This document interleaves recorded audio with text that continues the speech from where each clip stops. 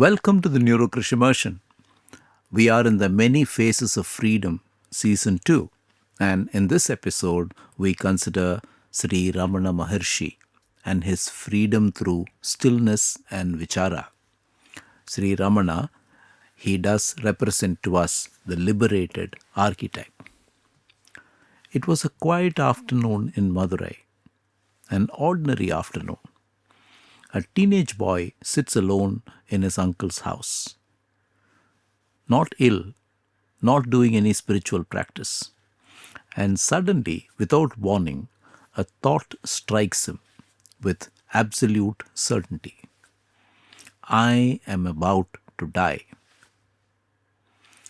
Instead of running, he lies down. He stiffens his limbs. He holds his breath. And he watches. And what happens, he would say later. The body was dead, but I was still here. This was not philosophy.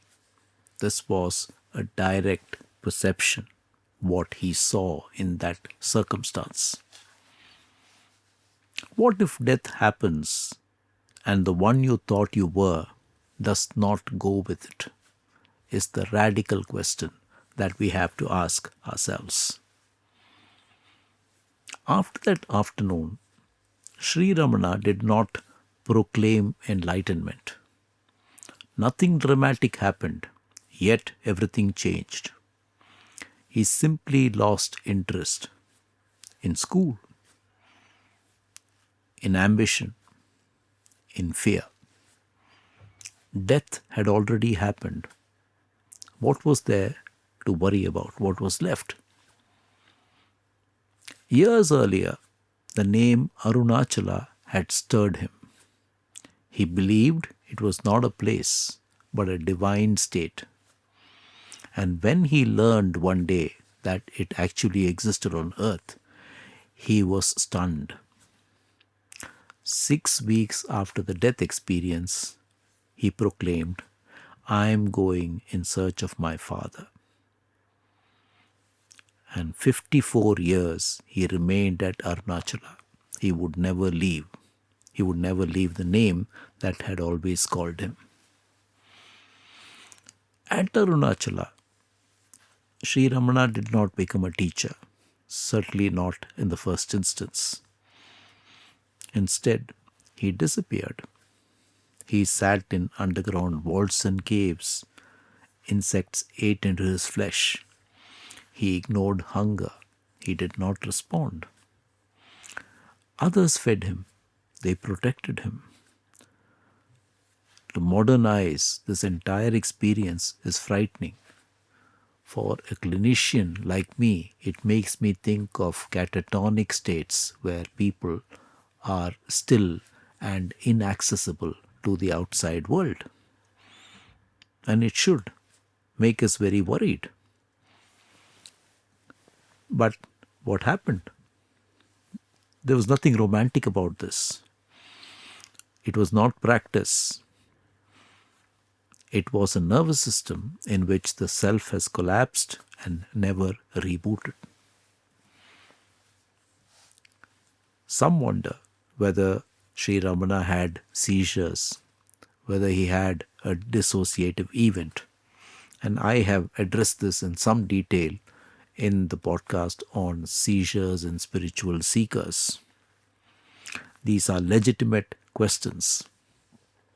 But usually, just like we spoke about in Sri Ramakrishna, when these instances happen, it leads to a collapse. But what followed here was very different. Permanent clarity, loss of egoic doership, a stable stillness. Whatever the spark, the fire never went out. There was one occasion where Sri Ramana collapsed, and again I have described this entire circumstance in detail in the Seizures and Spiritual Seeker podcast. His breathing stopped. the body became cold. Those around him wept, believing he had died. But his awareness continued. Again, the body was absent, but awareness was present. Ask ourselves the question, if awareness does not leave when the body fails, what exactly are we? When Ramana eventually engaged with people, he made no claims. There was no teaching persona. There was no attempt at charisma. There was just stillness. And the neural insight that we get was that his default mode activity remained quiet and the narrative self never reassembled. It was Sri Ramana who introduced the central theme of Vichara. So, what is Vichara? Vichara is not thinking, it's not contemplation, it's not analysis, it's a pointer, not a puzzle. The question, who am I, was not meant to be answered. Instead, one turns attention towards the sense of I, and Vichara is watching that sense of I dissolve. Let's contrast that with meditation.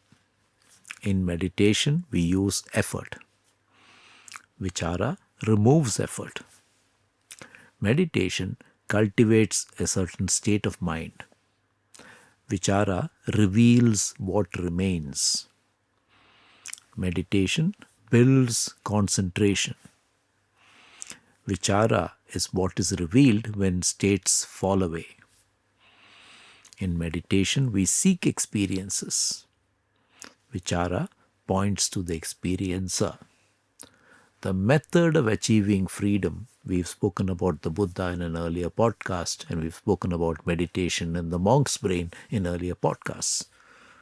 That's one method. Vichara, where you remove effort, you reveal what remains, you see what remains when states fall away, and it points to the experiencer.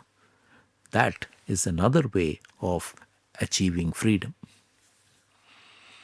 When Sri Ramana's mother came to live with him, his austerity softened. He cooked, he cleaned, he cared for her. In this circumstance, freedom was not retreat. It remained in activity.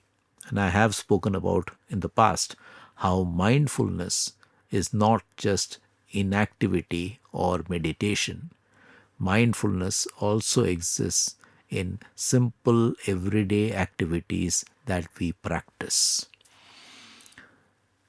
It is the state of sahaja samadhi, the natural state, freedom that needs no special conditions.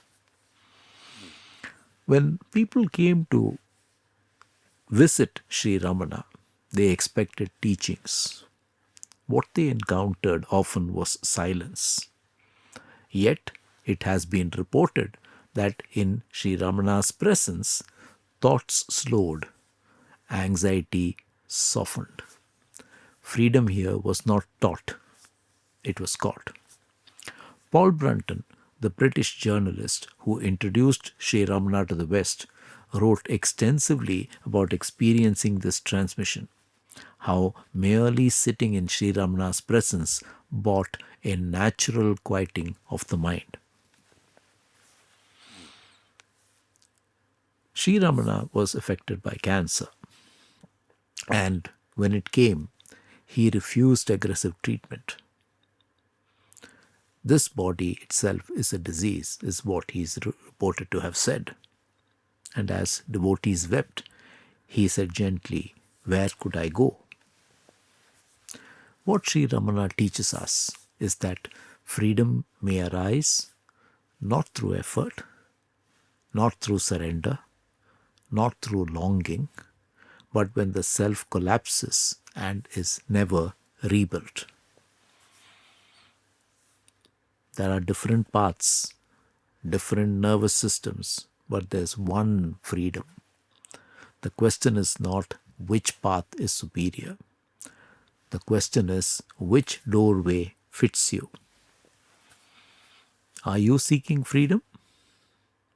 Or could it be that what you are seeking is already here, waiting for the seeker to fall silent?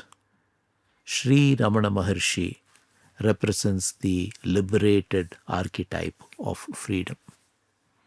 If you like what we do here at the Neurokrish Immersion, please subscribe and share. We are on Apple, YouTube, and Spotify. Thank you so much.